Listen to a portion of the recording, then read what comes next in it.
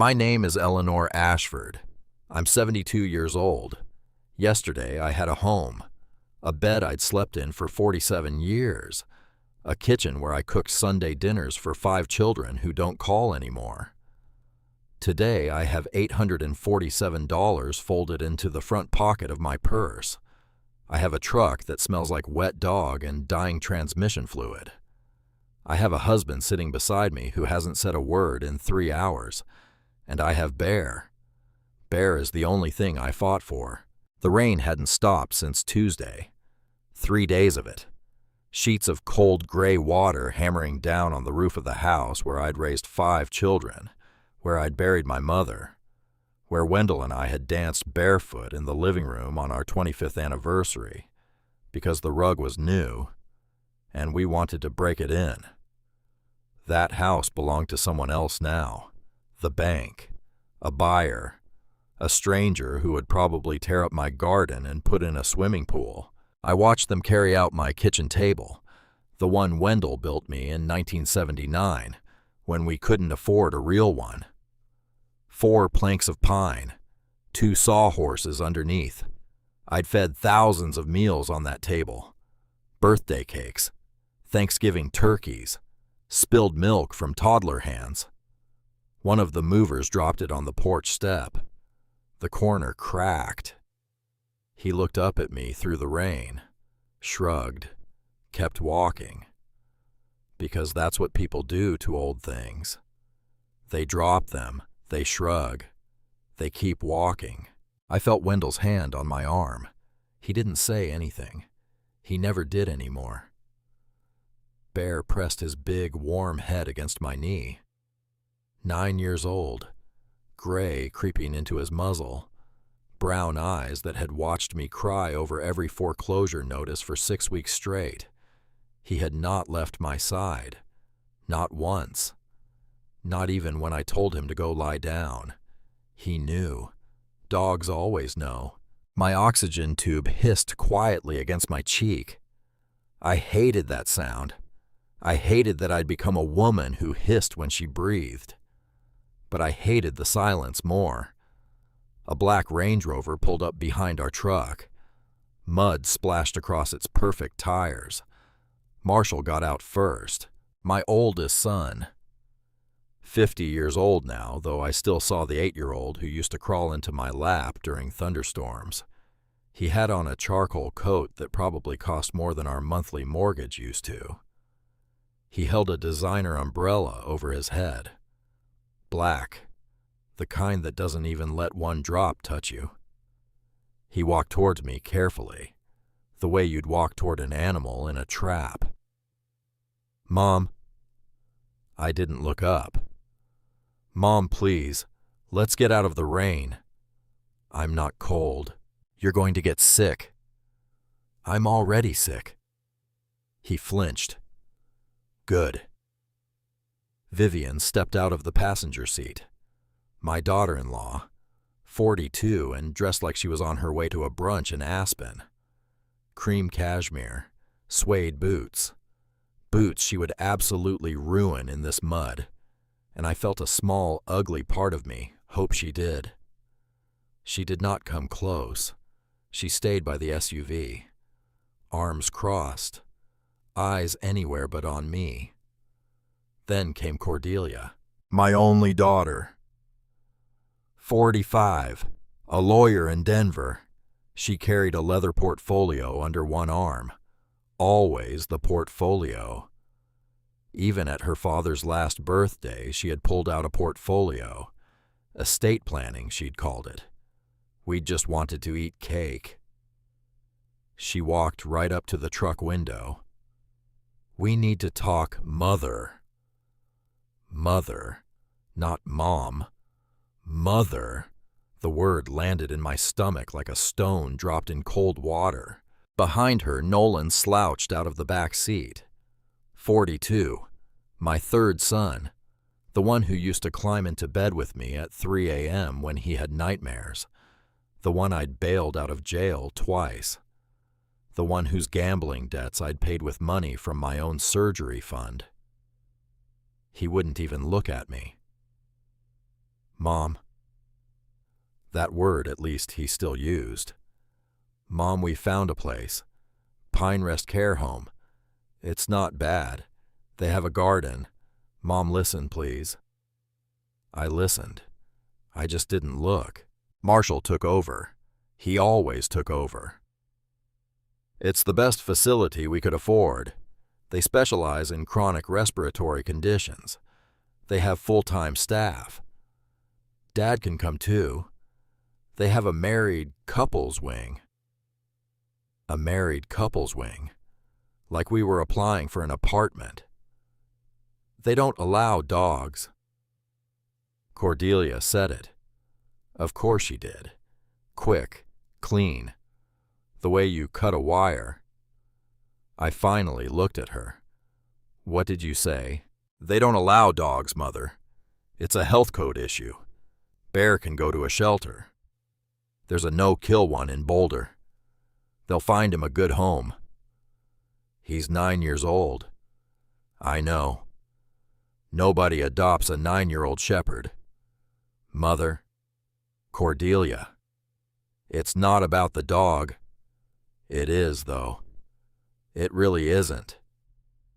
Bear, hearing his name, lifted his head and looked between us. His tail thumped once against my leg. He was trying to figure out if this was a moment to wag or to growl. I scratched behind his ears. It's okay, buddy. It's not okay. But it's okay. That's the kind of lie a mother tells. Vivian sighed loudly from across the gravel. She thought we couldn't hear her. We could hear her. Honestly, Marshall, can we just get this over with? My boots are ruined. Marshall closed his eyes for half a second, the way he used to when he was a teenager and I'd asked him to take out the trash. Vivian, please, in the car. I'm just saying, we've been out here for 40 minutes. In the car. She got in the car. I watched her go. I thought about every Christmas I'd cooked for that woman, every birthday card I'd mailed, every grandchild I'd babysat so she could get her hair done, every time she'd called me at 6 a.m. to ask if I could pick up dry cleaning because she was running late. Her boots were ruined. Cordelia opened her portfolio. Of course. There are some documents we need to sign before you go to Pinterest. Standard intake forms, medical releases, a few financial things to make the transition easier. What things? Mother, this is paperwork. It's not important. What things, Cordelia? She paused, just for a second, but I caught it. 45 years of raising her, I caught it. Power of attorney, medical decisions, financial decisions, just so we can help manage things while you settle in. While I settle in. Yes, into the place that doesn't allow dogs. Mother, where you've already decided I'm going. Mother, please. And then Vivian from the passenger seat of the Range Rover with the window cracked open 1 inch, because she needed air but didn't want her hair to frizz, said the thing. The thing I will hear in my head for the rest of my life. Just sign it, Eleanor. She forgets her own grandchildren's names anyway. It's the kindest thing. Silence. Even the rain seemed to pause. I turned my head very slowly. The oxygen line dragged against my cheek. What did you just say? Vivian's mouth opened, closed. Marshall said something to her that I couldn't hear and didn't need to. She rolled the window up. The expensive kind of window that rolls up silent and slow like a guillotine. Cordelia was still holding the portfolio. I looked at my daughter. I really looked at her. How long, Cordelia? How long what? How long have you been telling people I have dementia? Mother, that's not. How long? She didn't answer. Marshall did. Mom, listen. It's not like that. We just wanted to make sure that if anything happened, we could step in. We talked to a doctor. He agreed it was reasonable to start documenting some signs. What signs? You forgot Vivian's mother's birthday last year. I stared at him. Vivian's mother and I have never met. Mom. Marshall. I have never met her. You forgot that you forgot. You can hear yourself, can't you? He couldn't, actually. That was the worst part. He genuinely couldn't. I turned to Cordelia. How many months? Mother. How many months? She lifted her chin, the same chin she'd lifted in 4th grade when she stole my lipstick and got caught and decided to lie anyway. 4 months. 4 months. 4 months of my own daughter building a legal case against my mind. 4 months of doctor's notes and quiet phone calls and signatures I never gave. 4 months of being talked about in past tense by people I had bled to keep alive. I think a part of me died right there in the front seat of that truck. But another part of me, a part I didn't know, was still in there. A part I hadn't heard from since I was a girl. That part woke up. Bear felt it. He always felt me first. He sat up tall in the seat between Wendell and me, ears forward. A low sound starting in his chest. Not a growl exactly. A statement. I put my hand on his shoulder. It's okay, Bear. Mom, please, just sign the forms. No. Mom. No, Cordelia. You don't have a choice. I do, actually. Wendell finally moved. He had been so still for so long, I think Marshall had forgotten he was even there. He reached across me, opened the glove box, took out a rusted ring of keys. He held them out. This was my grandfather's. His voice cracked on the word grandfather. He cleared his throat. Old mining claim. Up in the Rockies. Cabin's been empty since '58. Roof's probably caved in. Nobody's been up there in decades. But it's ours, free and clear. The deed's been in a safety deposit box my whole life. Marshall stared at him. Dad, what are you talking about? We're going there. Dad, we're going there with Bear. Dad, Mom needs medical care. Eleanor. Wendell turned to me. His eyes were very tired and very blue and very awake. Eleanor, do you want to go to Pinarest? I shook my head. Do you want to give them power of attorney? I shook my head. Do you want to give up our dog? I made a sound that wasn't quite a word. Wendell turned back to our children. Then we're going to the mountain. Marshall threw up his hands. It's October. There's already snow up there. You'll freeze to death. Maybe. Dad, maybe we will, son, but we'll do it together, the 3 of us. The 3 of us. Me, Wendell, Bear. That's what we were now. A family of 3. Cordelia closed her portfolio. Her knuckles were white. Fine. Fine. Fine, Mother. Go play pioneer. Go freeze in a cabin. We'll come collect what's left of you in the spring. She turned to walk away. I rolled my window down. The rain hit my face. I didn't care. Cordelia. She stopped. She didn't turn around. I want you to remember something. A pause. What? I carried you for 9 months. I worked the night shift at the textile mill until my water broke. Did you know that I stood at a sewing machine for 10 hours the day you were born? I dropped you off at school every morning for 12 years. I sat outside your law school dorm and watched you sleep through your window the night before your bar exam because you said you were too nervous to be alone. She was very still. And it took you 4 months to take my name off my own life." She didn't answer. She got in the Range Rover. They drove away. The rain kept falling. Wendell put the truck in drive. Bear leaned against my shoulder. We rolled out of the driveway of the house that wasn't ours anymore. I did not look back.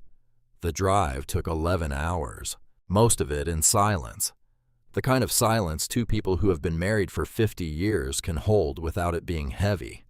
Just full. Full of all the things we couldn't say yet. Wendell drove. I watched the road. Bear slept with his head on my thigh. Around hour 7, we crossed into Colorado proper. The flat brown plains started to fold up into foothills. The foothills started to climb into mountains. Real mountains. The kind that don't apologize for being there. My ears popped at 5,000 feet. Then again at 7. Wendell pulled over at a gas station outside a town I couldn't pronounce. He went inside to use the bathroom. I let Bear out to sniff around the parking lot. A woman pumping gas next to us looked at Bear, then at me, then at the oxygen tube on my face. She smiled. "Pretty dog. Thank you. He yours." I almost laughed. The first laugh of the day. "Yes." "Lucky," she said. She didn't say lucky dog. She said lucky, like maybe she meant me. I cried in the bathroom of that gas station for a full 3 minutes. Quiet, hands gripping the edge of the sink, watching myself in a smudged mirror under a flickering yellow light. An old woman with gray hair coming loose from her braid. An old woman who didn't recognize the look in her own eyes. There was anger in there. I hadn't seen anger in my own eyes since 1971. I dried my face. I went back to the truck. I didn't tell Wendell. We kept driving. The road got narrower. The trees got taller. The light got thinner. By the time we hit the dirt road that would take us up to the cabin, it was full dark. The truck's headlights swung across the trunks of lodgepole pines, so tall I couldn't see their tops. The cold pressed in through the windows. I tightened the blanket around my legs. Wendell slowed the truck. "Eleanor." Look." The headlights caught a sign. Hand-carved wood. Half-rotted. Letters faded but readable if you tilted your head. Hawthorne Hollow. St. 1952. Below it in smaller letters almost gone population varies. Bear sat up. He whined. Low and soft. Wendell drove past the sign. The truck climbed for another mile. Headlights bouncing off rusted equipment, and the dark shapes of buildings that used to be buildings. A church with no roof. A general store with no walls. A row of miners' shacks leaning against each other like drunks at last call. A ghost town. That's what our son had sent us to. A ghost town. I felt Wendell's hand find mine in the dark. "It's worse than I thought, Elle." "I know. I'm sorry." "Don't. I'm so sorry." "Wendell, don't. Don't you dare." He didn't. The road ended at a clearing. In the middle of the clearing stood the cabin. The headlights washed over it slowly, like the truck itself was scared to look. Half the roof had collapsed inward. Snow had drifted in through the hole and piled across what used to be a living room. The front porch sagged in the middle. 2 of the windows were shattered. The third was just gone. There was no door. There was a doorway. The door itself lay flat in the dirt beside the steps, its hinges still attached, like it had given up mid-sentence. For a long minute, nobody said anything. Then Bear barked. Sharp. Once. He shoved past me, jumped down out of the truck before I could stop him, and ran. "Bear." He didn't go into the woods. He didn't bolt for freedom. He ran a circle, a wide, slow, deliberate circle around the cabin, nose to the ground, tail straight out behind him, like a soldier walking a perimeter. He stopped at the back of the property, stared at something I couldn't see, then trotted back to the front, sat down at the bottom of the porch step, and looked at me. His eyes said it's safe. I started to laugh. I couldn't help it. It came out wet and broken, and it scared Wendell a little. I could see it on his face, but I couldn't stop. "He's checking the house for us, Wen." "I see that. He's making sure it's safe." "Yeah. Our dog is smarter than our children." Wendell stared at me, then at Bear, then at the cabin. Then he laughed too. We laughed in that truck for maybe a full minute, the crazy kind of laughing you do when there's nothing else left. Then we got out into the cold and went inside. It was worse inside. The collapsed section of roof had let in not just snow, but everything else. Leaves, pine needles, animal droppings from at least 4 different species by my count. A whole nest of something in the corner, where the wood stove used to stand upright. The stove itself was tilted on its side, the pipe disconnected and lying across the floor like a fallen sword. The kitchen sink had separated from the wall and now sat on the floor. There was a calendar on the wall. May 1971. I walked over to it, touched it gently. The paper was so dry it almost crumbled under my finger. Somebody had been here in May of 1971. Somebody had hung this calendar, maybe made a cup of coffee, maybe planned a garden. And then they had left, and nobody had come back for 52 years, until us. Wendell brought in our 2 suitcases and the bag of dog food and the small cooler of canned goods. He set them down in the middle of the floor and looked around. "Elle, yeah, I don't know what to do." He had never said those words to me. Not once. Not in 50 years of marriage. Not when our son was in the ICU at age 6. Not when the mill closed. Not when his father died. I walked over to him. I put my hands on his chest, right over his heart. I could feel it pounding under my palms. "Wendell Ashford." He looked at me. "You listen to me, Wendell Ashford." "Eleanor, we raised 5 children on factory wages. We buried both our mothers. We survived the recession. We survived your mother-in-law for 36 years, which honestly should count twice." A small laugh from him, just a breath of one. "We are not going to be killed by a roof." "Elle, we are not." "Okay, say it." "We are not going to be killed by a roof." "Good." Bear barked. He was standing at what used to be the back door, pawing at it, whining. "Bear, honey, not now." He barked again, louder. He looked at me with such intention I felt my breath catch. Wendell saw it too. "He wants us to follow him. In the snow. In the snow." I got my coat back on. The portable oxygen tank was almost out. I didn't tell Wendell. I grabbed the flashlight. We stepped out into the dark. Bear led us across the clearing, away from the cabin, toward a low hump in the snow about 20 yards out. A shape I hadn't noticed when we drove in. He started digging, frantic, determined. Snow flying behind him. In 30 seconds he uncovered a wooden door. It was set into the ground. A root cellar. Old, hand-built.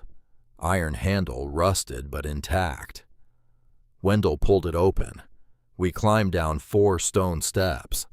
I shined the flashlight inside, and I stopped breathing for a second that had nothing to do with my lungs. It was a room, a real room, built of stone and concrete 10 feet by 12, dry as a bone. Floor-to-ceiling wooden shelves lined 3 walls. The shelves were full. Mason jars, hundreds of them. Tomatoes, beans, peaches, pickles. Some of them so old the labels had faded to nothing. But the seals were still tight. A small propane heater, 2 full tanks beside it, a neat stack of firewood, split and dry, an oil lantern, a box of matches in a tin to keep them from getting damp, a wool blanket folded on a shelf, and on the back wall, carved into the stone with what must have been a chisel and a great deal of patience, were 2 letters and a year. C.A. 1958. I touched the carving with my fingertips. Wendell? Yeah. Whose initials are these? He came closer, brought the flashlight in. He stared at the wall for a long time. That's my grandmother. That's my grandmother Connie. Connie Ashford. Constance. We called her Connie. She lived here. He swallowed. She left my grandfather in '58. He took up with another woman. Mother always said Grandma went west to start over. I never knew where. Nobody talked about it. She came here. Wendell? Yeah. She stocked this cellar. I see that. For who? He didn't answer, because we both knew. For the next one. For the next woman in this family who needed somewhere to disappear. Bear sat down at the bottom of the stairs and let out a long sigh. The kind dogs do when they finally finish a job they've been working on for a very long time. I sat down on the wool blanket. The cold stone was so cold it burned through my coat. I started to cry. Not loud, not dramatic. Just steady, quiet, like rain. Wendell sat down next to me. He pulled me against his shoulder. Bear pressed against my legs. L. What is it? I shook my head. I couldn't say it for a minute. Then I did. I thought we were alone. Yeah. I thought nobody knew we were coming. Yeah. But somebody knew when. 65 years ago, somebody knew. She left us the matches. She left us the blanket. He held me tighter. She left us the matches, Wendell. That night we slept in the truck. Not because the cellar wasn't warm. The cellar was the warmest place I'd been in 2 weeks. But the truck had the back seat where Bear could stretch out between us, and the propane heater was easier to set up in there for one night. And honestly, I think we just needed walls and a roof we already understood. We ran the heater on low, cracked the window an inch so we wouldn't suffocate, bundled up under every blanket we owned, plus the wool one from the cellar, which smelled like cedar and thyme. Bear slept across our feet. Wendell fell asleep first. He always did. His snoring used to drive me crazy. Tonight it sounded like the most beautiful song. I lay awake and stared up at the ceiling of the truck. I thought about Constance Ashford, a woman I had never met, a woman whose husband had cheated on her in 1958 and whose family had quietly written her off, a woman who had gotten on a train or a bus or hitched a ride west and ended up in a ghost town on the side of a mountain, alone, in the cold. I thought about her hands carving her initials into the stone. I thought about her stocking the shelves, jar by jar, knowing nobody would come for years, maybe ever. But she did it anyway, just in case some other woman someday needed it. I thought about my mother-in-law, Wendell's own mother, who had spent her whole life pretending Connie didn't exist, who had told her grandchildren their great-grandmother died young, who had erased a woman from a family because she had dared to leave.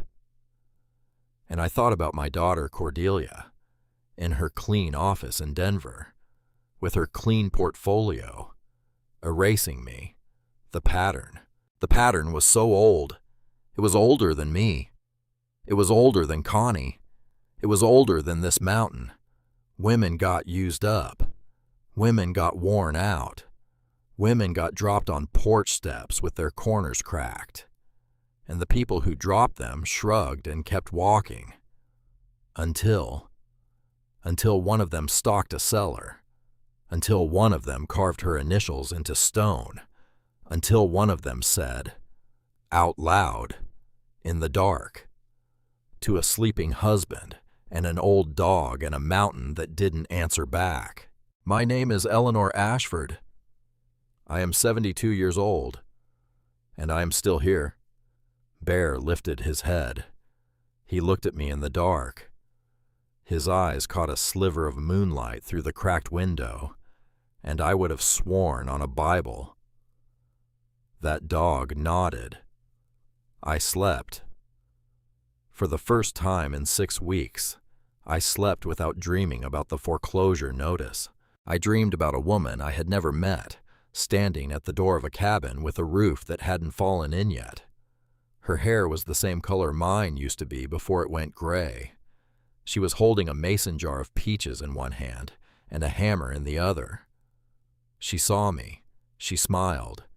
She said, "You found it." I said, "I found it." She said, "Good." And then she said something else. She said, "The mountain isn't done with you yet." I woke up at first light. The world outside the truck window was white. The first real snow had fallen overnight, 6 inches at least. The cabin looked smaller under it. The ghost town looked softer. The pines stood up tall and patient, like they had been waiting for us to wake up. Bear was already awake, sitting up in the seat, staring out the windshield at something on the mountainside. His ears were forward. His whole body was alert, not afraid, not aggressive, just focused. I turned my head to follow his gaze. I saw nothing, just trees, snow, rock. "What is it, buddy?" He didn't answer. Of course he didn't. He was a dog. But he didn't move either. Wendell stirred beside me, stretched, coughed, looked over at Bear. "What's he looking at?"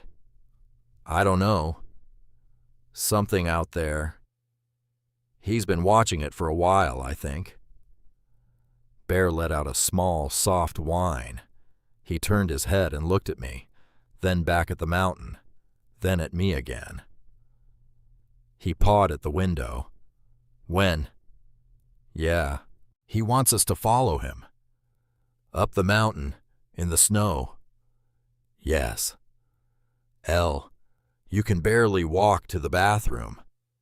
"I know. Your oxygen is almost out." "I know. It's 23 degrees out there." "I know, Wendell." He looked at me for a long moment. Then he sighed. The exact sigh he'd been sighing at me for 50 years. "Okay, Elle. Okay. Okay. Let's see what your dog wants to show us." I scratched Bear behind the ears. I whispered to him, "Show me what Connie left, buddy. Show me what she wanted me to find." Bear's tail thumped once against the seat. He looked at me with those steady brown eyes. And in that moment, I would have sworn that dog smiled. The climb nearly killed me. I want to say that with the flat, factual tone of an old woman who has survived worse. But that morning on that mountain in that snow, I genuinely thought my heart was going to give out, before my lungs did. We had been walking for 22 minutes. We had covered maybe a quarter of a mile. Bear walked 5 steps ahead, stopped, waited, walked 5 steps, stopped, waited, like a nurse pacing a hospital corridor with a patient who could not be hurried. Wendell walked beside me with one hand on my elbow. He did not pull. He did not push. He just steadied. I leaned on a stick I had picked up at the edge of the clearing. My oxygen tank hissed. My lungs burned. My ankles were ice. And I kept going, because Bear kept looking back at me with those brown eyes that said almost there. We rounded a cluster of boulders the size of small cars. I stopped. I stopped because I could not stop staring. In a natural hollow in the side of the mountain, surrounded by snow and ice and the kind of silence you only get above 8,000 feet. There was a pool, about 30 feet across, steam rising off the surface in slow, lazy curls, water so clear I could see smooth round stones at the bottom. In October, in Colorado, at 8,500 feet, a hot spring, a real one. Bear sat down at the edge of the pool, tail sweeping the snow behind him. He looked at me like he had just handed me the keys to a car I had been waiting 50 years for. Wendell let out a sound, half laugh, half something else. "Elle, I see it. Elle, there's a hot spring. I see it, Wendell. There's a hot spring on our mountain." I sat down on a flat rock at the edge of the pool. The rock was warm. The whole circle of stones around the spring was warm. The snow had melted in a perfect ring around it. Connie had picked this spot, or Connie had found it, one of the two. I took off my gloves. I trailed my fingertips through the water. It was warm, not hot. Warm like bath water after the kids have already had their turn. It smelled faintly of sulfur, and of something else, something mineral and clean and old. I thought of my grandmother's bathtub when I was a child, the big clawfoot one, the Epsom salts she used to dump in by the handful for her arthritis. She lived to 96. I bent over the water. I cupped my hands. I breathed in the steam. I felt it hit the back of my throat. I felt it hit the inside of my chest. I felt warmth move into places that had been tight for a very long time. And I started to cough. Not a small cough. A long, deep cough that scared Wendell so badly, he tried to pull me up off the rock. Elle, let's go back. Wendell. Eleanor, we need to. Wendell. Stop. I'm okay. You're not okay. Sit down, Wendell. I just need a minute. He sat. I sat with him. When the coughing finally stopped, I took a breath. A real one. A breath that went all the way down into the bottom of me. Slow. Easy. I had not breathed like that since 1989. I started to cry, not because anything was wrong, because for the first time in a long time, I could feel my own lungs doing the thing they were supposed to do without having to fight for it. Bear pressed his head into my lap. Wendell put his hand on the back of my neck and held on like I was floating away. We stayed at that spring for an hour. I sat with my feet in the water up to my ankles, then up to my knees. Wendell rolled my pant legs up like I was a kid at a creek. He sat next to me with his old boots off his pale feet in the water, and he kept looking over at me like he was afraid I'd disappear. I would have laughed, but laughing still hurt a little. Bear dug in the snow off to one side. He dug, and dug, and dug. We were watching him idly, the way you watch a dog who is doing dog things. Then Wendell said, "Elle, what is he doing?" Bear had uncovered something, a corner of metal, dull gray, rusted at the edges, sticking up out of the dirt about 3 feet from the pool. I got up. My legs felt unsteady, like they had forgotten how to be legs. I made my way over. I knelt in the snow. I brushed the dirt away with my bare hand. Letters, stenciled in black paint, faded but readable. C. Ashford, 1958. I sat back on my heels. Wendell. He came over, knelt beside me. We pulled it loose, a metal box, maybe 12 inches by 8, heavy. The hinges screamed when we opened it. Inside, wrapped in oilcloth that had been new in another century, a leather journal, folded papers, geological surveys, a topographical map of the mountain with the spring marked in red pencil, and a photograph, black and white, a woman about 40, hair pulled back from her face, wearing trousers and a flannel shirt, standing next to this exact spring, smiling, tired, strong. At her feet sat a German shepherd, brown and black, big head, ears forward, same dog as Bear, same exact dog. Wendell flipped the photograph over, in faded blue ink and a slanting, careful hand, Constance and Rex. Hawthorne Hollow, spring of '58. Bear came up behind us, sniffed the photograph, then the journal, then the metal box. He sat down. He looked at me with such absolute calm. Wendell whispered, "Elle, that's Rex." "I see." "That's my grandmother's dog." "I see." "He died in 1969. Wendell, that dog has been dead for 54 years. I looked at Bear. Bear looked at me. I looked at the photograph. I looked at Bear again. I do not believe in ghosts. I never have. But I will tell you that something passed through me in that moment. A current, a knowing, the same feeling I had the first time I held each of my children, the feeling that the room had one more person in it than the math said. Connie Ashford had known. Connie Ashford had stocked a cellar and stenciled a box and buried a journal 65 years ago, and somehow she had known that an old woman and an old dog would find it. I opened the journal that night. We had moved into the cabin by then. Not the whole cabin. The cabin was uninhabitable. We had moved into the cellar. We dragged the wool blanket up. We added the truck's blankets. We set up the propane heater. We propped the door open just enough to keep the air moving without letting the warmth out. It was the safest I'd felt since the foreclosure notice came in the mail. The journal was filled with the woman's handwriting, tight, careful, slanted forward like every word was leaning toward the next one.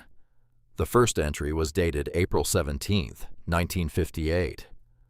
Today I left Robert. I left him at the kitchen table with a cup of coffee gone cold. He did not look up when I picked up my suitcase. He did not look up when I closed the door. I do not believe he knew until supper time that I was not coming back. I read that line out loud to Wendell. He cried, quiet, sitting on the floor of the cellar with his back against the stone wall. His grandmother, erased from the family for 65 years, suddenly here, speaking, telling us the truth nobody had ever told her grandson. We took turns reading, for the children, then for ourselves, then for each other. May 2nd, 1958. The cabin is colder than I expected. But I have firewood. I have a roof. I have a dog who does not ask me where I have been or why I'm here. I do not yet know what I will do. But for the first time in 20 years, I do not have to know. May 18th. Rex found a hot spring today. He led me to it like he had been keeping the secret for me. I sat in the water until my hands stopped shaking. My hands have been shaking since I was 31. I am 46. They are not shaking tonight. June 9th. A woman from the valley walked up the mountain today. Margaret Webb. She has rheumatism so bad she cannot button her own dress. Her husband sent her up here on the rumor of warm water. I did not turn her away. She sat in the spring for 2 hours. She left walking better than she came. I do not know what I have stumbled into. I read that entry twice. I read it a third time. I looked at Wendell. When? Yeah. What is happening? I don't know, Elle. What did your grandmother find? I don't know. But we both knew. We just didn't have words for it yet. The first week passed in a blur. I will not pretend it was easy. We were 2 old people in a cellar in the snow. We boiled water on a propane stove. We ate from cans. We washed in spring water carried up in a plastic jug. Bear ran the perimeter twice a day like he was being paid for it. But every morning I walked to the spring. The first morning it took 30 minutes. The second morning 25. The third morning 20. By the end of the first week I could walk to the spring in 12 minutes without stopping. I sat in the water up to my shoulders. I let the warmth pull tiredness out of me. I felt swelling in my ankles I had carried since 1998 go down a little. I watched it happen. The skin on my left ankle, which had been tight and shiny for 25 years, went softer. The right one followed. I lifted my hands out of the water on the 5th morning. I made a fist. I made a fist without my knuckles screaming at me. I sat in that spring and I laughed soft, because for the first time in a decade, my own hands moved the way they were supposed to. Wendell started taking less of his arthritis medication on the 8th day. He didn't tell me at first. I noticed because the pill bottle on the windowsill in the cellar still had pills in it that should have been gone. I held it up. Wendell Ashford. What? This bottle is not as empty as it should be. I cut back a little. How much? Half. For how long? Maybe a week. Wendell. My shoulder feels better, Elle. I don't want to take more than I need. I sat down across from him at our little folding camp table. I looked at him. Are you sure? He thought about it. He moved his shoulder slow, the shoulder he had been wincing about since 2009. He moved it again. I'm sure, Elle, but I'm not stopping the rest. Not yet. I'm just listening to what my body is telling me. That somehow was the line that almost made me cry. A man my husband's age listening to his own body, after 50 years of being told to walk it off. The 3 of us in a stone cellar on the side of a mountain in October sat with that for a long, quiet minute, for all the right reasons. The second week I started writing in the journal myself. I picked up where Connie left off. 65 years later. I wrote my own date at the top of a fresh page. October 28th. My name is Eleanor Ashford. I am 72 years old. I am Wendell's wife. He is your grandson. I found your cellar. I found your spring. My breathing is easier. I am not promising anything, but it is easier. I wrote a little every night. I wrote about the way Wendell had started whistling while he worked something he had not done since the mill closed in 1992. I wrote about Bear, about how he stood guard, about how he led, about how some mornings I would look up from my coffee and find him staring at me with that absolute knowing in his eyes, and I would wonder how a creature with no words could be so loud. I wrote about my children only once, that first week, October 31st. They have not called. Of course they have not called. There is no cell service up here. They would not call anyway. I'm trying not to think about them. I am trying very hard. I am failing. I closed the journal that night and did not write about them again for a long time. By the third week, Wendell had cleared the collapsed section of roof. By the fourth week, he had patched it with corrugated tin he scavenged from the old mining structures down in the ghost town. By the fifth week, we had moved out of the cellar and into the cabin proper. The cabin was rough. The floor sagged in 2 places. The windows were patched with plastic sheeting. The wood stove worked, but smoked if you didn't open the flue exactly right. But it was ours. We had a bed. We had a table. We had a door that closed. Wendell built me a small bench beside the wood stove out of 2 boards and a sawhorse. He didn't know I'd seen him working on it. When he finished, he stood it up and motioned me over. "For your books, El." "My books. You were always saying you wanted a reading nook in the old house." I had said that. Once. Maybe in 1987. He had remembered. I sat down on the bench. I looked at my husband. 75 years old. Snow in his hair. Sawdust on his sleeves. I had married this man at 22. I would marry him again at 72. I would marry him again at 92 if we got that far. In the middle of November. The first stranger came. I was in the cabin kneading dough for biscuits when Bear lifted his head from the rug by the stove and gave a low, alert bark. Not a growl, a statement. Wendell looked up from the radio he was tinkering with. "Somebody coming, El." I went to the window. A pickup truck was making slow, careful progress up the mountain road. Maroon. Old. The kind that has been in one family for 3 generations and will outlive the 4th. It stopped about 50 yards from the cabin. A man got out, older than us, maybe 70, big through the shoulders, big white mustache, limp on the left side. A woman climbed down from the passenger side, also older, round face, gray hair in a long braid. She had to lean on the door for a second to get her footing. They stood there, looking at our cabin, looking at the smoke coming out of the chimney. The man called out, "Hello in the house." Wendell stepped out onto the porch. I followed. Bear stood between us, tail not wagging yet. The man took off his cap. "Sorry to disturb you folks. Name's Hollis Bellamy. This here's my wife, Maeve. We're from down in the valley. Truck broke down about 3 miles back. Saw the smoke. Hoped we could trouble you for some warm water and a phone." Wendell looked at me.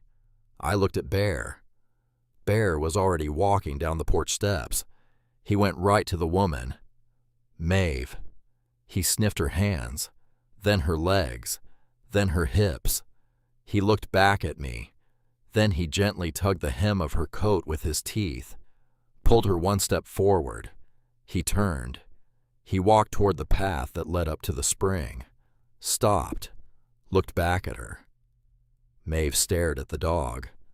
Hollis stared at the dog. Wendell and I stared at each other. I cleared my throat. "Ma'am." "Yes." "How are your joints today?" She let out a laugh, surprised, then bitter. "How are my joints? Honey, they've been bad for 20 years. I can't button my own dress most mornings." I felt the back of my neck prickle. 20 years. At least.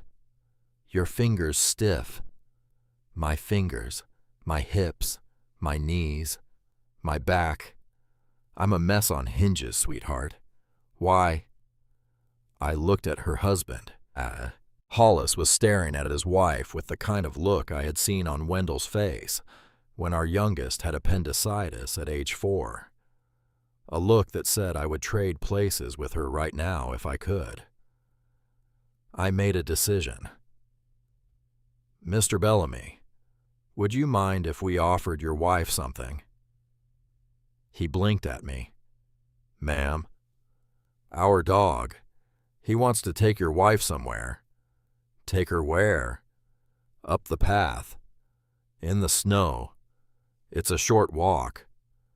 What's up the path? I looked at Wendell. Wendell nodded once. I looked back at Hollis Bellamy. It might be easier if we just showed you. 40 minutes later, Maeve Bellamy sat in the spring up to her shoulders. She had cried for the first 10 minutes. Loud. Open. The kind of crying that has been bottled up for a long, long time. Her husband sat on a rock at the edge of the water with his hand on her shoulder and tears running down into his white mustache. The dog sat between them. The dog had not left her side. I sat on the warm, flat stone where Connie used to sit. I knew it was Connie's stone. I just knew. After 20 minutes, Maeve held her hands up out of the water. She flexed her fingers. She made a fist. She started crying again. This time differently. This time the way I had cried the first morning. The way you cry when something inside you that you assumed was broken forever turns out not to be. She looked at me across the steaming water. Eleanor? Yes, honey. How? I don't know. How? I really don't know. How long has this been up here? I thought about Connie, about Rex, about 1958 and 2023, and the woman with the slanted handwriting. I said the truest thing I could think of. As long as we've needed it. Maeve stayed in the water for an hour and a half.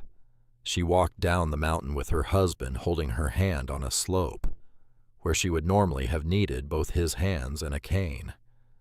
Before they drove away, she turned in the passenger seat. She rolled the window down. She looked at me with eyes that were brighter than they had been an hour ago. My husband loves me, Eleanor. I can see that.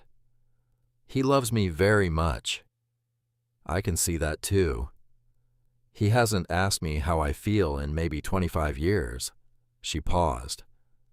You asked me how my joints were today. Yes? That's the first time anyone has in a long time.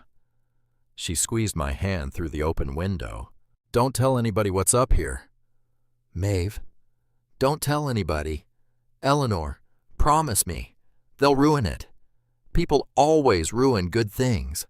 Promise me you'll only let it find the ones who need it. I held her hand back. I promised her. I promised her on Connie's mountain and Connie's spring, and Connie's stone bench, and Connie's dog. And then Maeve Bellamy came back the next week with her sister. Her sister had lost her husband in March and stopped getting out of bed in April.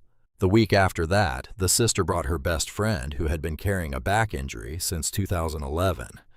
The week after that, Maeve called from a payphone in the valley and asked if she could bring a woman from her church whose hands had gone numb after a stroke. By the second week of December, we had seen 11 people. 10 of them were women. 9 of them were over 55. All of them came up the mountain in old trucks or on the back of their husband's vehicle. All of them came quietly. All of them came as if they had heard a rumor whispered between women in church parking lots and supermarket aisles. There was a woman up on the mountain. There was a spring up on the mountain. There was a dog who could tell what was wrong with you. Don't tell anybody. It came to find you. In the middle of December, Dr. Iris Calloway pulled up in a beat-up green Subaru with a bumper sticker that said, "Be kind to animals, or I'll bite you." She got out slowly. A woman about my age, maybe a little younger, 60 give or take, tall, long gray hair pulled back in a clip, hands in her coat pockets like she was trying to hide them. I stood on the porch and watched her walk up. Bear walked out to meet her halfway. He sniffed her hand. He gently took her sleeve in his teeth and tugged. She froze. She knelt down in the snow. She put both hands on Bear's face and looked into his eyes for a long time. Then she stood up, turned to me, and spoke. Hello, my name is Dr. Iris Calloway. I'm the veterinarian down in Crestone Valley. I have been listening to the strangest rumors I have ever heard in 35 years of practice, and I drove up here today because I have rheumatoid arthritis in both hands, and I am about to lose my license because I can't hold a scalpel anymore. I stared at her. She stared at me. Also, she held up her left hand. The fingers were swollen and curled. Also, I would very much like to study your dog. Study him. Professionally. Dr. Calloway. Yes. I think you should sit in the spring first. That's exactly what I was hoping you'd say. Iris Calloway did not cry in the spring. She was not that kind of woman. She sat in the warm water up to her chest with her gray hair pinned on top of her head, and she narrowed her eyes and she watched her own hands for 20 minutes in total silence. Then she said, "Mineral content." What? Mineral content. I need a sample. Did Connie do any analysis? I almost dropped the cup of tea I had brought her. How do you know about Connie? She raised an eyebrow at me. Mrs. Ashford. Eleanor. I have lived in this valley for 35 years. I am the only large animal vet in a 120-mile radius.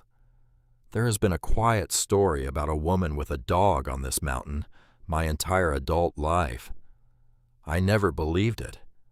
I thought it was a ghost story women told each other in waiting rooms. She moved her fingers slowly in the water.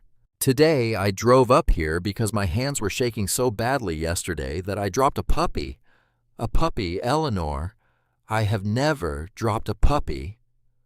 She held her hand up again. The swelling had gone down a little in 20 minutes. She turned her wrist.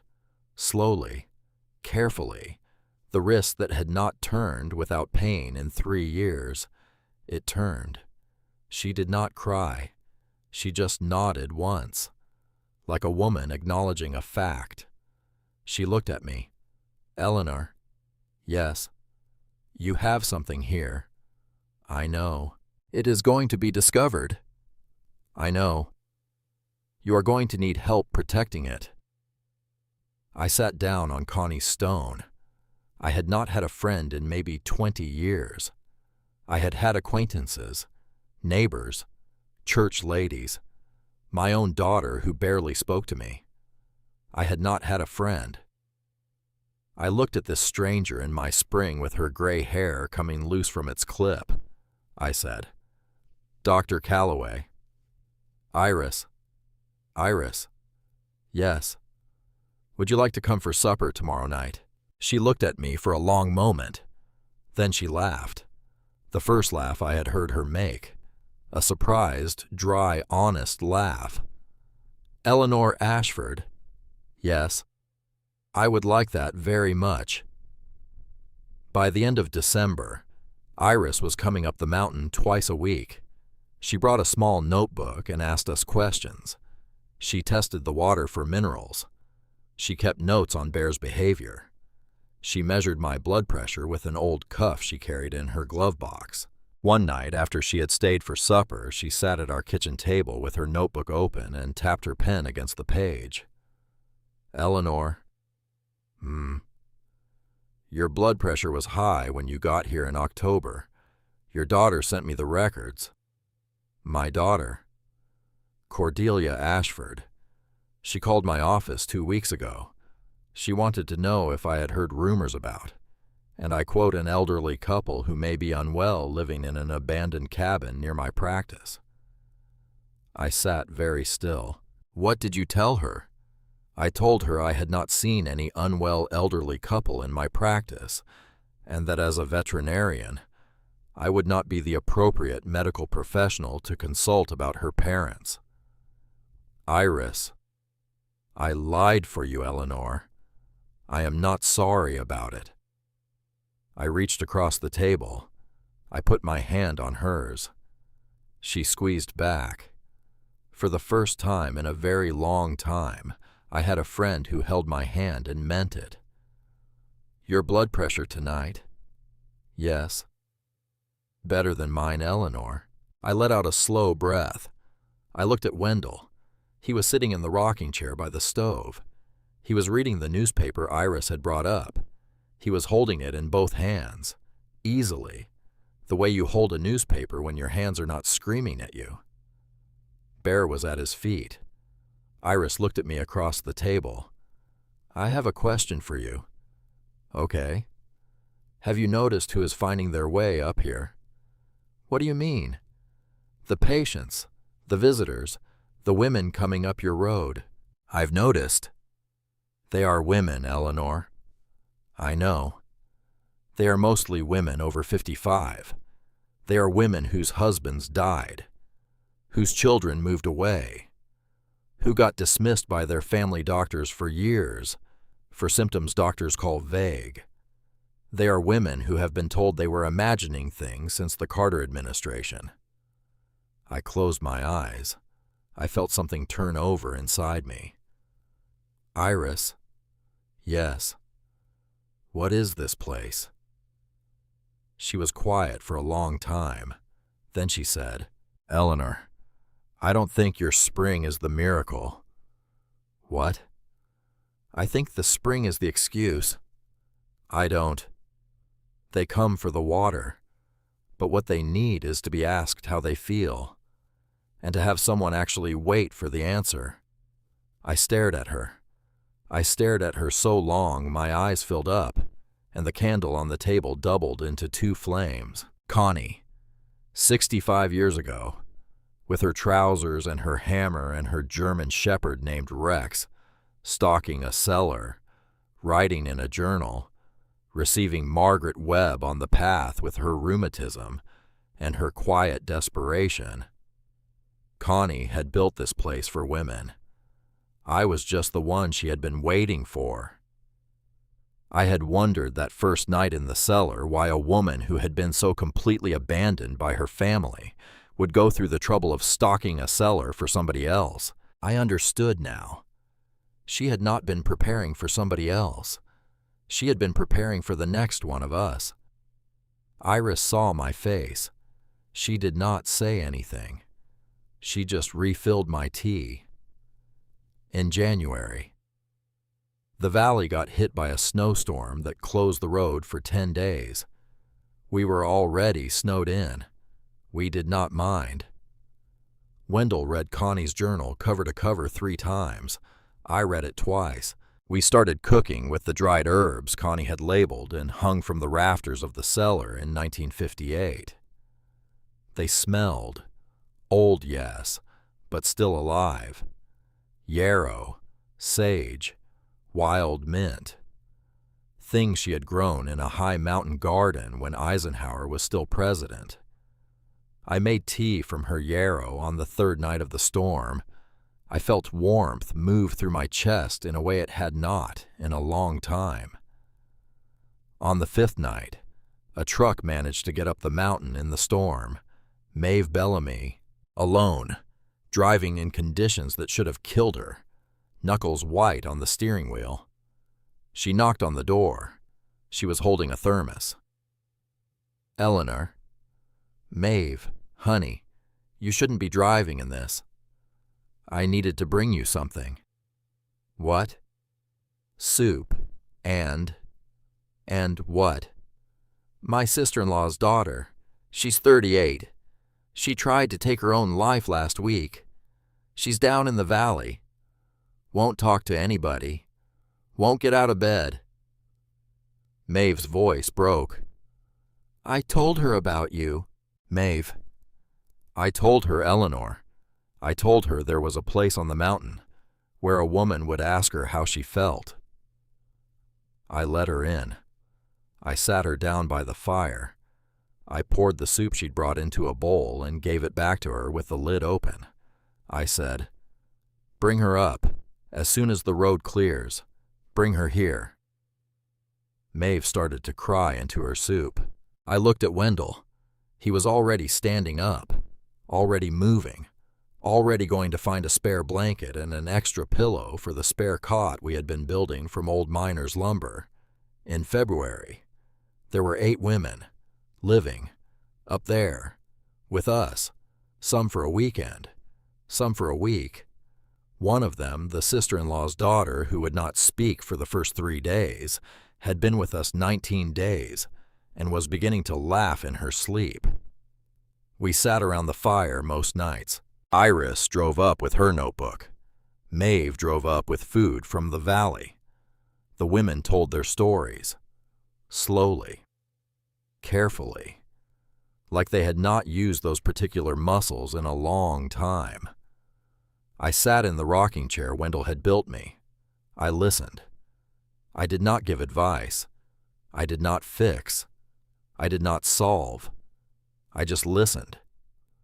It turns out, that was the thing none of them had been given in 30 years. In the middle of February, I added a new entry to Connie's journal. I wrote, "I think I finally understand what you built up here, Constance. You did not build a healing spring. You built a place where a woman could be heard. You left it for me. I am leaving it for the next one." I closed the journal. Bear was lying at my feet. Wendell was already asleep in our bed. The fire was low and orange. I sat for a long time in that quiet. I thought of my daughter, Cordelia, in her office in Denver, with her portfolio, with 4 months of fabricated medical notes about a mother who never had dementia. I did not feel hatred for her. That surprised me. I felt sorry for her, because she did not know yet. She did not know that one day she would be the one in a truck in the rain, and the only thing that would matter, the only thing that would matter at all, was whether anybody would be waiting on the other end of the road in the first week of March. The road thawed. Maeve called from the payphone in the valley to say a black Range Rover had pulled into the gas station that morning. Eleanor, yes, it had a Denver plate. I closed my eyes. I knew before she said it. There was a woman driving. And 3 men with her. Honey, I'm here.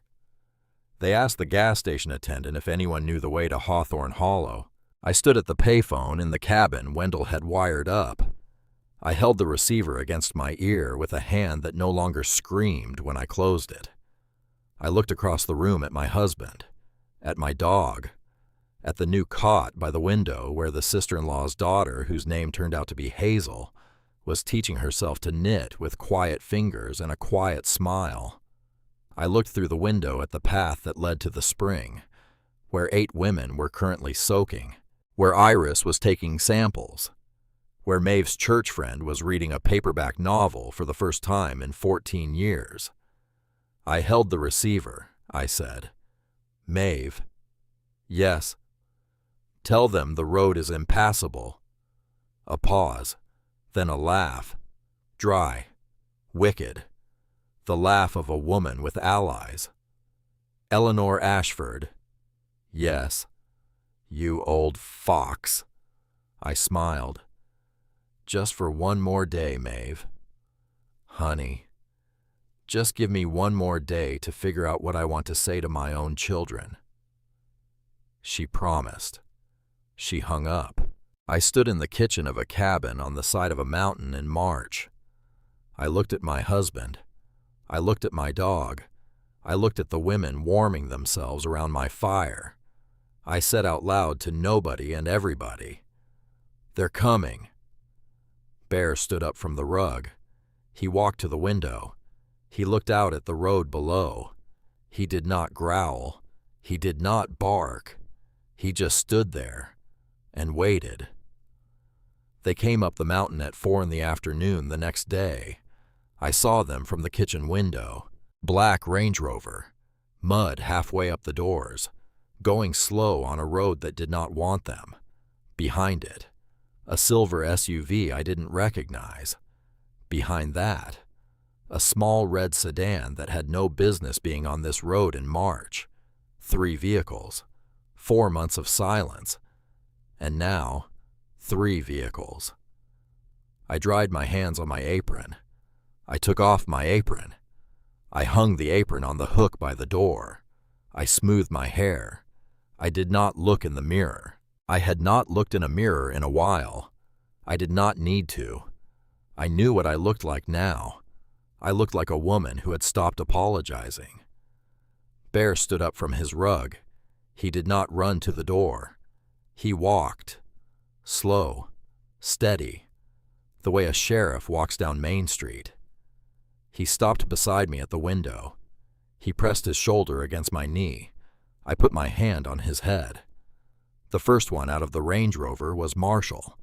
He looked smaller than I remembered, which is strange, because Marshall is 6'2" and built like his father was at 50. But in the doorway of that mountain, against the size of those pines, he looked like a boy in a man's coat. Then Vivian, in sensible boots this time. Somebody had warned her. Then Cordelia, portfolio in hand, of course. Then Nolan, out of the silver SUV, alone. He had driven himself up. I did not know what that meant yet, but I noticed it. The red sedan stayed parked. The driver did not get out. I could not see the face. Hold that thought. Hold that thought. Marshall walked up to the porch first. He looked at the cabin. The cabin had a new roof. A real one. Wendell had finished it in late January. There were curtains in the windows. Curtains Maeve had sewn from feedsack cloth. There were 2 rocking chairs on the porch. A wreath of dried sage on the door. A wood pile stacked higher than my shoulder. There was smoke coming out of a chimney that had not stood straight in 50 years. He turned in a slow circle.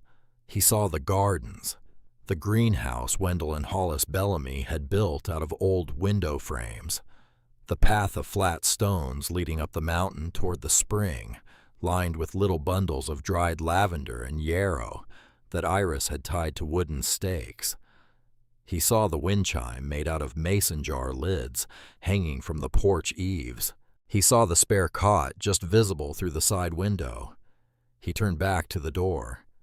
He saw me standing inside it. He said, "Mom," I said. "Marshall."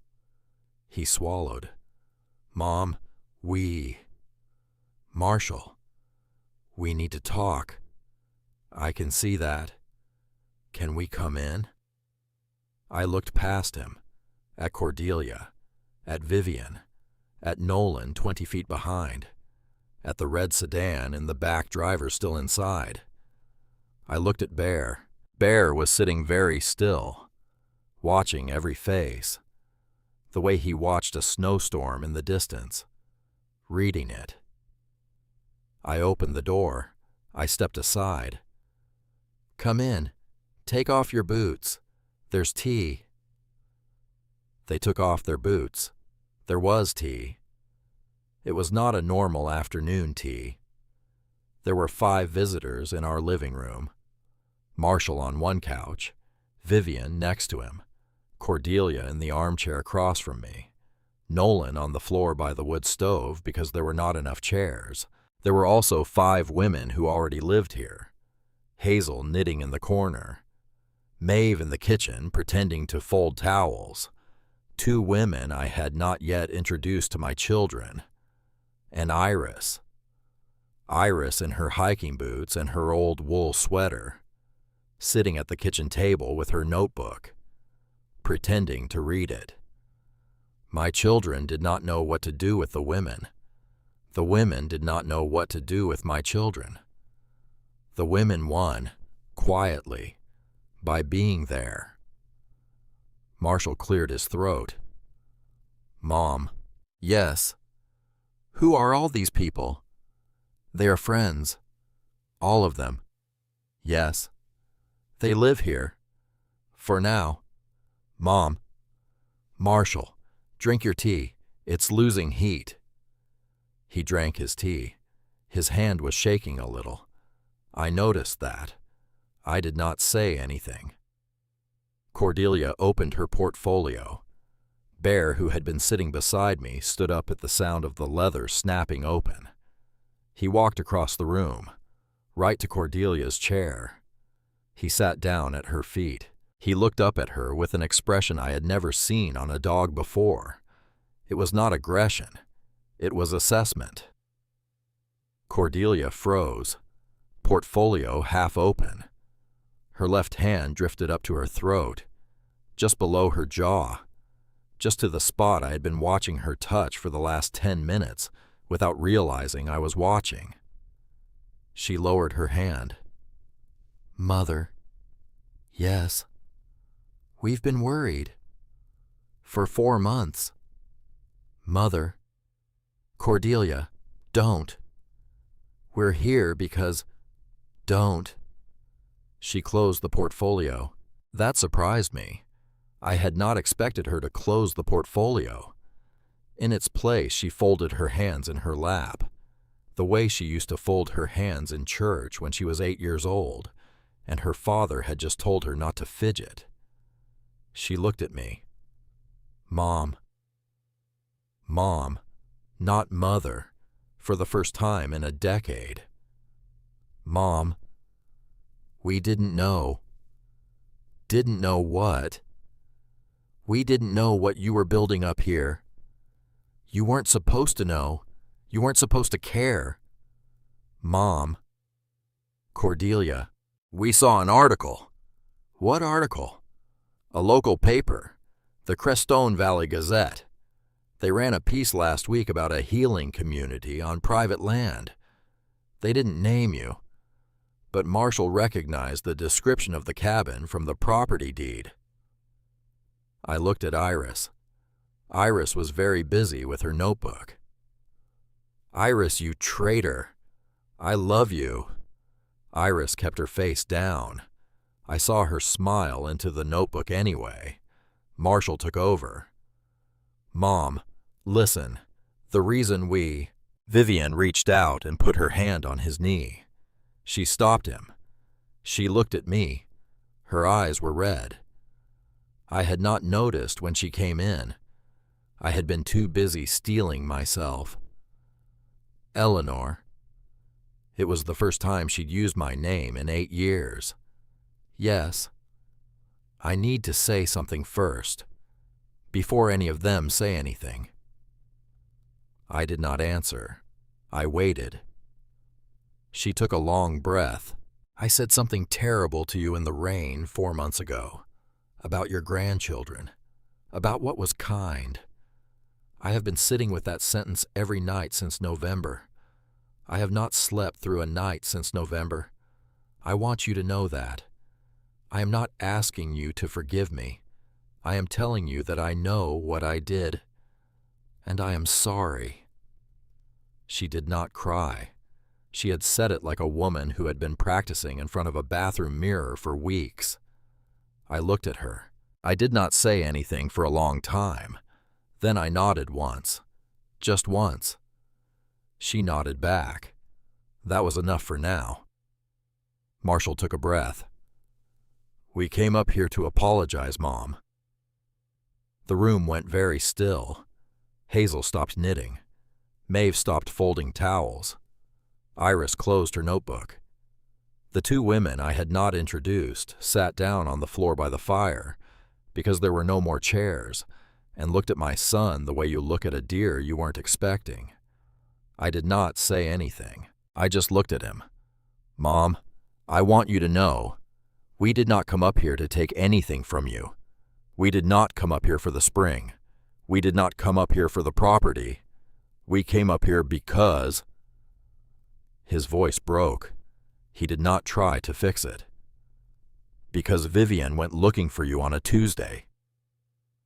Vivian beside him started to cry, silently, the kind of crying expensive women learn to do without ruining their mascara. She drove to the house, the new house, the buyer's house. She said she just wanted to see if anybody had heard from you. The buyers told her some woman had stopped by in February, asking about the previous owners. An old neighbor. The neighbor had said she'd been thinking about you. The neighbor had said, she had said. He stopped. What did she say, Marshall? He looked at his shoes. She said you were the only person on the block who ever asked her how she felt. The room held its breath. He kept going. And Vivian came home and she told me. And I went into the bathroom. And I sat on the floor. And I cried for an hour and 12 minutes. I did not move. And then I called Cordelia. And Cordelia, tell her. Cordelia took a long, slow breath. She lifted her chin the way she had lifted it in 4th grade when she stole my lipstick. But it was different this time. This time the chin lift was for something else. Mom? Yes. I had a biopsy in November. I went cold. What? I had a biopsy.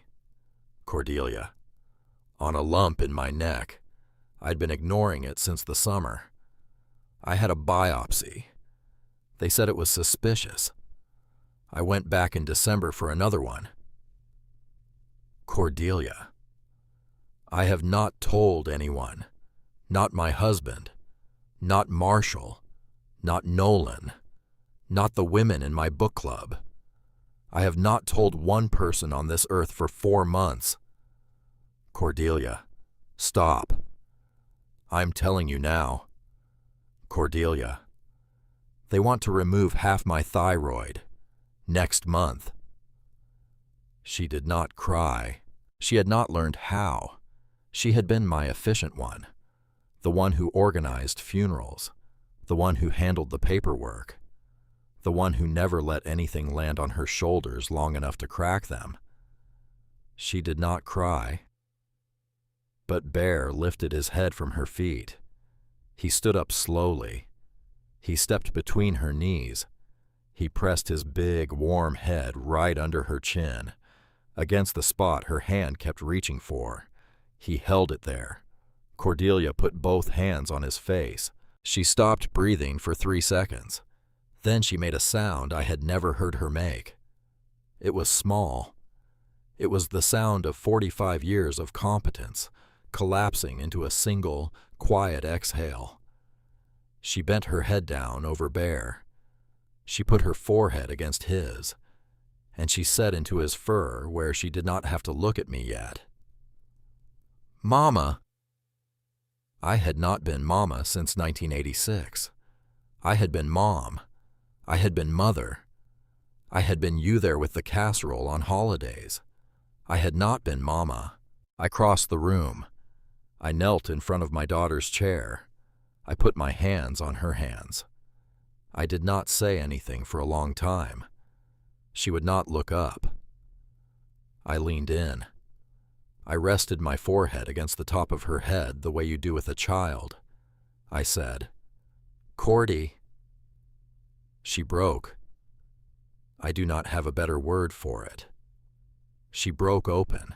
She cried into Bear's fur and into my hands and into the lap of her own expensive slacks. 45 years of held breath came out of her in one ragged stretch. Hazel set her knitting down.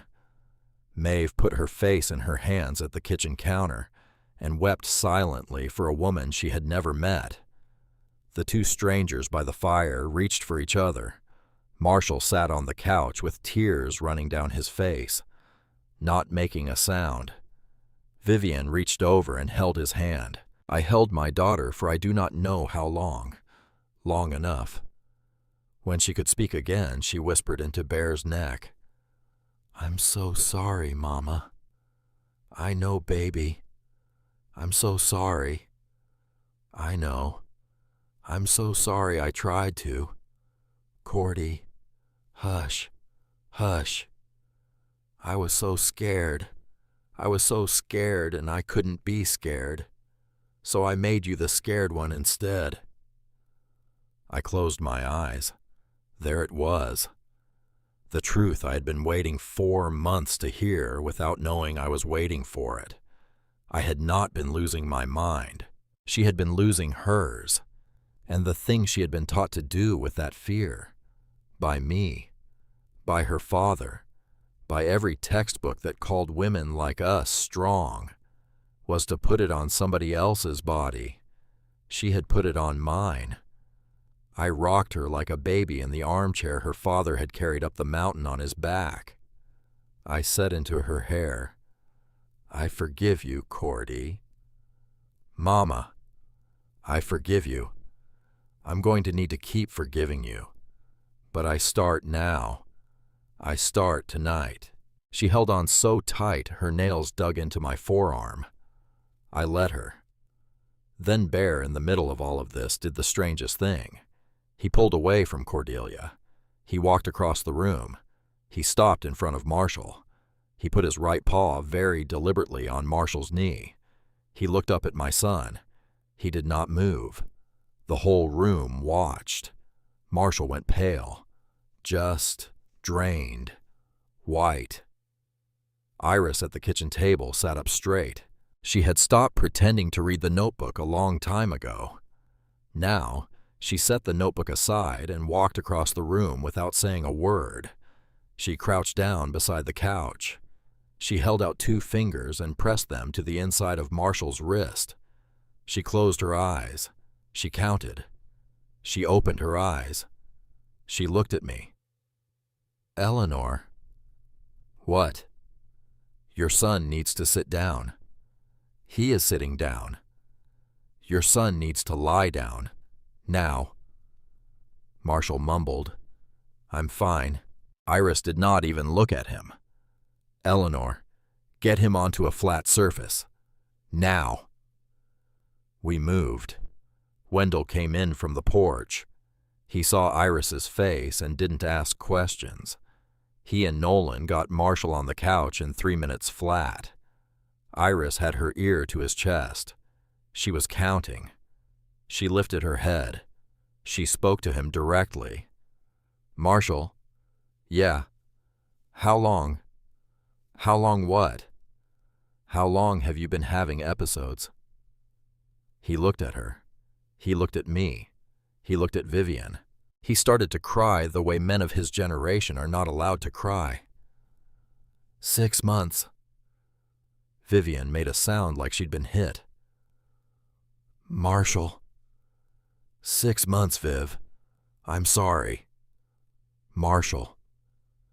They said atrial fibrillation. Maybe worse. They wanted to do another workup. Marshall.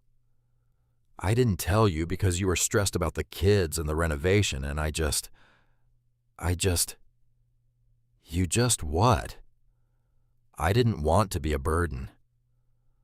Iris stood up, wiped her hand down her face. She looked at Bear. She looked at me. She said, "That's why your dog walked over there." I shook my head slow. I didn't know. Not until just now. You really didn't. I really didn't. Iris let out a long breath. Eleanor, this dog, he keeps surprising me. I looked at Bear. Bear was watching Marshall's chest rise and fall. He looked tired. He looked like he had walked a long way today, even though he had only walked across one room. I crossed the room. I knelt down beside him. I put my forehead against his. I whispered, "Thank you, buddy." His tail thumped once on the wood floor. The storm hit at 6 p.m. Not snow, not at first. Sideways rain, the kind that hits a mountain in March when winter is not done and spring is not patient. The wind picked up to 50 miles an hour by 7. By 7:30 it was snow. By 8 the road off the mountain was gone. Maeve tried to drive home and made it half a mile before she had to come back. Hollis tried to drive up to get her and had to turn around at the switchback. Iris tried to call her clinic on the satellite phone and got static. By 9 that night there were 13 people in our cabin. 5 of my own, 4 of my women, Iris. Hollis would join us when he hiked up the next morning, Wendell, me, and the driver of the red sedan. I had forgotten about her. In the rush of Cordelia and Marshall and the storm, I had forgotten about the third car, the one whose driver had never gotten out. Vivian saw her first, a small figure in her teens, standing at the edge of the porch in a thin coat that had no business being on this mountain in this weather, soaking wet. Vivian looked at her. Vivian, who had once complained that her boots were ruined while I was being thrown out of my own home, opened the door without hesitating. She said, "Come in. Right now. Come in." The girl came in. She was shaking so hard she could not speak. Vivian wrapped her in the wool blanket from the rocking chair, pulled her to the fire, knelt down in front of her and started rubbing her hands between her own. "What's your name, honey?" The girl whispered something. "Honey, I can't hear you." The girl tried again. I'm Sutton." I dropped a mug. It hit the wood floor and bounced. Did not break. Cordelia looked up from where she was still sitting in the armchair holding her own hand. She said, "Sutton." The girl in the wool blanket looked up. Cordelia stood, slow, like her body was figuring out something her mind already knew. She walked across the room. She knelt down in front of the soaking wet stranger by the fire. She stared at her. She said, "You followed me." Sutton nodded. She was 12, I realized. 12 years old in a thin coat she had taken from her mother's coat closet that morning. 12 years old with her mother's stubborn jaw and her father's eyes. I had not seen her since she was 8. Cordelia had stopped bringing her to family events when the marriage started failing. Cordelia had stopped bringing her anywhere. I had not seen this child in 4 years. She had snuck into the back of the Range Rover at the last gas station, then transferred to the red sedan when they switched vehicles. The red sedan belonged to my son-in-law, Cordelia's husband, who had no idea his car had been stolen at 5 in the morning by a 12-year-old. Sutton looked at me. She looked at Bear. She looked at her mother. She said, "Grandma," I said. "Hi, baby." "I needed to find you." "I know. Mom kept saying you were sick. But I checked your Facebook last summer and you didn't look sick." I almost laughed. I almost laughed because of course it was a 12-year-old who would have actually looked. Cordelia put her hand over her mouth. Sutton reached out from the wool blanket. She took Cordelia's other hand. She said to her mother, "It's okay if you're sick too, Mom. I just want to know where everybody is." Cordelia stared at her daughter. I stared at my granddaughter. Bear walked over. He pressed his head into Sutton's lap. She let go of her mother. She put both arms around the dog. She cried into his fur the way Cordelia had cried an hour before, and the way I had cried into Wendell's shoulder 100 years ago, and the way Connie had probably cried into Rex's neck in the spring of 1958. 3 generations of women, crying into the same dog's family line. Iris, standing behind me with her notebook in her hand, whispered, "Eleanor." "Yes." "That dog. I will study that dog until the day I die." The storm lasted 4 weeks. I won't try to tell you everything that happened in those 4 weeks. I would need another book. Some of it is too private to write down even now. Some of it I can tell. I can tell you that Wendell taught Nolan how to chop wood properly for the first time, and that Nolan, who had been quietly going to meetings down in the valley since just after Christmas, came inside on the 5th day with blisters and a calm I had not seen on his face since he was 16. I can tell you something else about Nolan. On day 11 of the storm, I found him sitting on the back step at 4 in the morning, smoking. Just one. He had not smoked since 2009. He was looking out at the snow. I sat down next to him. I did not say anything. After a long minute, he said, "Mom." "Yes." "I owe you $23,000. "Nolan?" I added it up.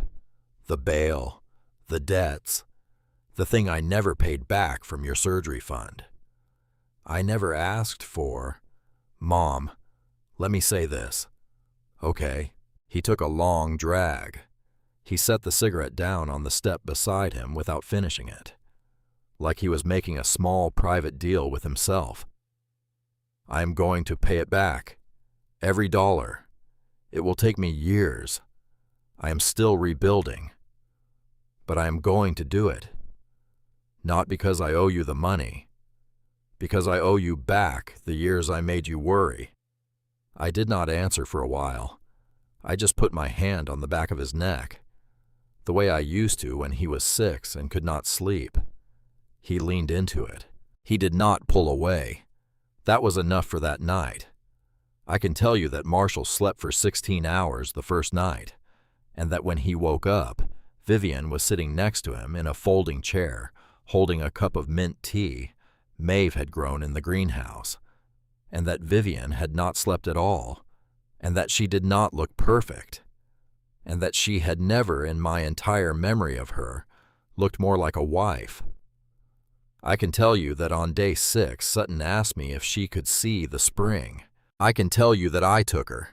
I can tell you that we walked up the path in 2 feet of fresh snow with Bear breaking trail in front of us, that she held my hand the whole way, that she was wearing a coat of hazels that was 3 sizes too big, that her cheeks were red, that she was 12 years old and on a mountain in a snowstorm with a grandmother she had not seen in 4 years. I can tell you that we did not get in the water. I can tell you that we sat on Connie's warm stone, and I told her about Connie, about 1958, about Rex, about the calendar that said May of 1971, about the hammer and the journal and the metal box. I can tell you she listened the way only 12-year-old girls can listen, which is to say, like the world had been built specifically to deliver this story to her. When I finished, she said, "Grandma." "Yes, baby." "Was Connie my great-great-grandma?" "She was." "Did anybody ever tell me about her?" "No." "Why not?" "I thought about that for a long time," I said. "Because women like Connie make people uncomfortable, sweetheart. So we get erased." She thought about that. "Are you going to get erased?" "I almost did. By Mom. By a lot of people. Mom was just the most recent." She was quiet. Then she said, "I won't let them." I almost broke. I held it. I said, "What?" "I won't let them erase you, Grandma. I'll write down everything. I'll write down all of it. I have notebooks. I have a Google Drive. I'll keep it." I closed my eyes. A 12-year-old with a Google Drive. That is how the line was going to keep itself alive, through a 12-year-old with a Google Drive. I laughed and I cried at the same time on Connie's warm stone in the middle of a snowstorm, and Bear pressed his big, tired body up against my side. And I thought, "Constance Ashford, you old fox, you knew. You knew that one day a girl was going to come up this mountain with a smartphone and an attitude, and that she was going to write your name down somewhere they couldn't get rid of it. You were just waiting for her." The night before the storm broke, the cabin was quiet. Marshall and Vivian were asleep in the spare room. Nolan was on a cot by the wood stove.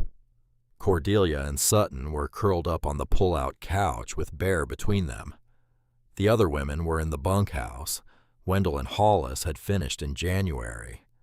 Wendell was reading by lamplight at the kitchen table. I sat by the fire. Iris was sitting across from me with her own cup of tea. She said quietly, "Eleanor, this is going to keep growing. I know. You're going to need protection. Legal, financial, real protection. The kind that survives you." "I know. I've been thinking about it." "Iris." "Yes. I already started." She looked at me. "You did." "I had Maeve drive me to a lawyer in Crestone Valley in January. Before the snow, I established a foundation, Hawthorne Hollow Healing Foundation. Non-profit. I am the trustee. So is Wendell. So are you. I added you in January. I had not asked you yet. I was hoping you'd say yes." Iris set down her teacup. She looked at me for a long time. She said, "Eleanor Ashford." "Yes." "You sneaky old woman." "I learned from a sneakier one." She laughed. The dry laugh. The honest one. She said, "Yes, of course, yes. I would be honored." I looked over at the couch, at my daughter, at my granddaughter, at my old dog. I said, "There's one more thing." "Whose name?" "Bear's." "What?" "The lawyer helped me set up a pet trust. Bear is the protected animal. The trust holds funds set aside to maintain this place for him, for his care, for his line, for any future descendants of his that come back here." She stared at me.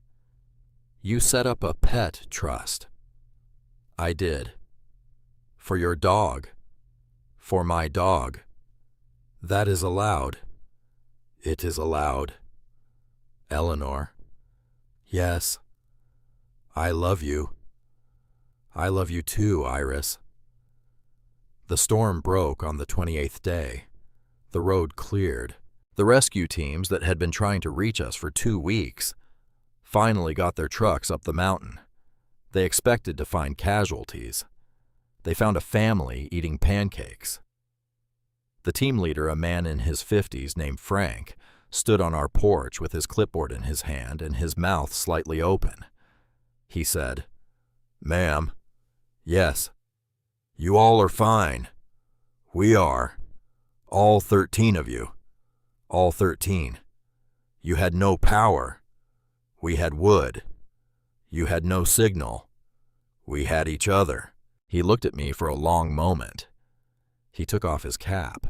He said, "I have been doing this for 26 years. "Have you?" "Yes, ma'am. I have never come up a mountain to find a family in better shape than when they got stuck up there." I smiled. I said, "Mr. Frank." "Yes, ma'am." "Maybe more families need to get stuck." He smiled back. He put his cap on. He said, "Maybe so, ma'am." 6 months later, October, 1 year after Wendell put the truck in drive in the rain, the Hawthorne Hollow Healing Foundation was officially incorporated. We had a small ceremony. No press, no cameras, just the women. Maeve made a cake. Hollis grilled trout from the stream. Iris read the foundation charter aloud. Wendell held my hand. Marshall, who had spent 3 months at the Mayo Clinic and was now stable on a new treatment plan, sat in the rocking chair I usually sat in, with Bear asleep at his feet. Vivian, who had taken the entire summer off to be with her husband for the first time in her marriage, brought a casserole. She made the casserole herself. She had never made a casserole in her life. It was not very good. Maeve ate 3 helpings to be polite. Nolan ran the grill with Hollis. 10 months sober. Cordelia had finished her surgery in May. Benign. They got it all. She was sitting in a folding chair next to me. holding her daughter's hand. Her daughter, Sutton, who at 12 and a half had started a private journal she called the Ashford Women. Volume 1, in a blue marble notebook. She wrote in it every night. She read entries aloud at the dinner table sometimes. The entries were about us. I had not yet told her she was writing the next book of Connie's journal. I would tell her soon, when we cut the cake. A small truck pulled up the road. I did not recognize it. Iris stood up, squinted. She said, "Oh." "What?" "Eleanor." "What, Iris?" "You are not going to believe this." The truck stopped. A young man got out, maybe 25, boots, jeans, a baseball cap. He went around to the passenger side. He opened the door, and he lifted out a puppy, a German Shepherd puppy, 8 weeks old, brown and black markings, big head, ears already trying to stand up, tongue out. Iris walked toward the young man with a look on her face I had never seen on her in 2 years of friendship. She came back to me a minute later. She was holding the puppy. She said, "Eleanor." "Yes." "This puppy." "Iris." "This puppy is from a litter in Wyoming." "Okay." "The breeder's grandfather had a bitch named Sadie." "Okay."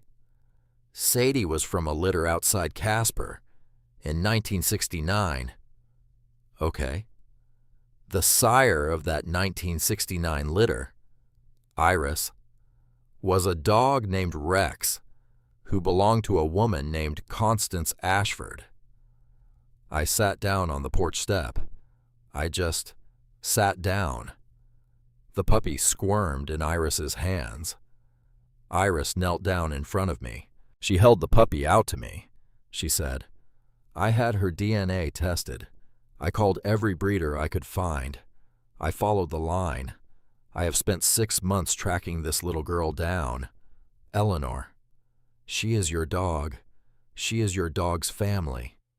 She is going to be the next one." Bear stood up from beside Marshall's chair. He walked across the porch slowly. His joints were stiffer than they used to be. He was 11 now. The spring had given him good years, but not forever. Nothing gives forever. He came up to Iris and sniffed the puppy. The puppy froze. Then, the puppy reached out one tiny paw and touched Bear on the nose. Bear closed his eyes. He sat down. He lay down. The puppy crawled into his front legs.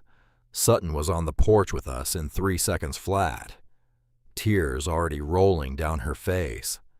She did not say a word. She knelt next to Bear and the puppy, and she just looked. She looked up at me. She said, "Grandma." "Yes, baby." "What's her name?" I thought about it. I looked at my granddaughter. I looked at my husband. I looked at my children. I looked at the women on my porch. I looked at the mountain behind us. I said, "Her name is Hope." Sutton nodded. She gathered the puppy gently into her arms. She held her against her chest. She whispered into the puppy's ear, "Hi, Hope. I'm Sutton. I'm going to write you down. Forever. If you are watching this. Right now. Tonight. Alone in your kitchen at 10 o'clock with a cup of tea you reheated 3 times. I want you to know something. There is a cabin up a mountain somewhere with your name on it. Maybe not a literal one. Maybe it is your back porch, your sister's kitchen, the chair by the window where you used to sit before they told you you took up too much room.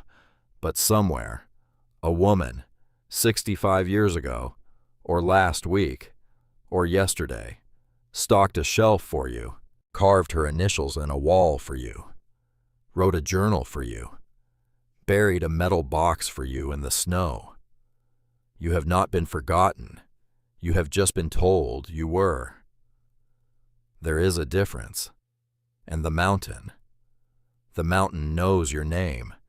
It has been saying it the whole time. You just could not hear it yet. You can hear it now.